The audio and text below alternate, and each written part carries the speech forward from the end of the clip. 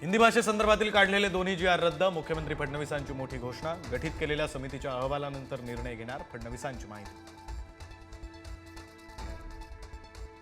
त्रिभाषा सूत्रावर ठाकरेंच्या काळातच जी.आर काढला. तुमच्याच निर्णयाला तुमचाच विरोध कसा? फडणवीसांचा उद्धव ठाकरेंना सवाल. 5 तारखेला विजयी मोर्चा किंवा सभा घेणार. 2 दिवसात निर्णय जाहीर करू. उद्धव ठाकरेंची माहिती. मराठी माणसांमध्ये फूट पाडण्याचा सरकारचा डाव. एकत्र आलो आहोत, एकत्रच पुढे जाऊ. उद्धव ठाकरेंचं वक्तव्य. सरकारने एकजुटीचा धसका घेतला. हिंदी सक्ती परत खपवून घेणार नाही. राज ठाकरेंचा इशारा. उद्या बैठकीनंतर राज ठाकरे माध्यमांशी संवाद साधणार. मनसे कार्यकर्त्यांचा राज ठाकरेंच्या निवासस्थानासमोर जल्लोष. हिंदी सक्तीचा निर्णय रद्द होताच कार्यकर्त्यांकडून फटाके फोडत जल्लोष.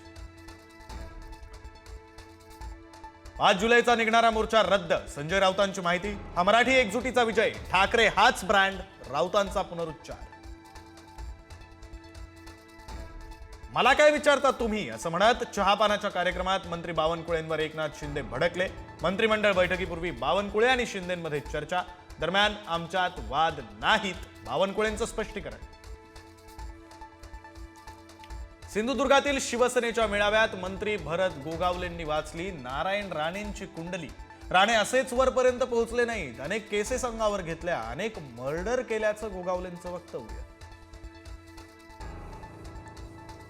नाशकात ठाकरेंच्या शिवसेनेला आणखी एक धक्का. विलास शिंदे यांच्यासह माजी महापौर आणि 8 नगरसेवकांचा शिंदेंच्या उपस्थितीत शिवसेनेत प्रवेश. कोल्हापुरात अंधश्रद्धेचा कळस. शिक्षण संस्थेच्या चेअरमन आणि संचालकांवर भानामतीचा प्रकार. वडक शिवाले गावातील धक्कादायक प्रकार.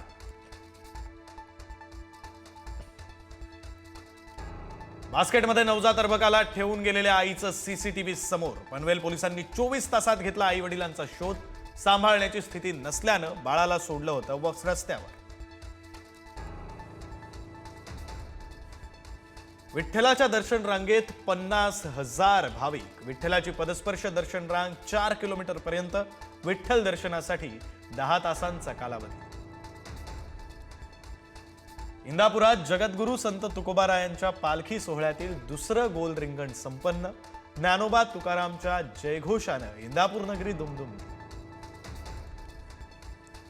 साताऱ्यातील ठोसेघर धबधबा प्रवाहित. तब्बल 1500 फुटांवरून कोसळणारा धबधबा पाहण्यासाठी पर्यटकांची गर्दी. जळगावात अल्पवयीन मुलीची विक्री, लग्न आणि गर्भपात. कोल्हापूरच्या कुटुंबाकडून मुलीच्या वडिलांना सतत धमकी. धमकीपोटी वडिलांची आत्महत्या. मुलगी 8 दिवसांपूर्वी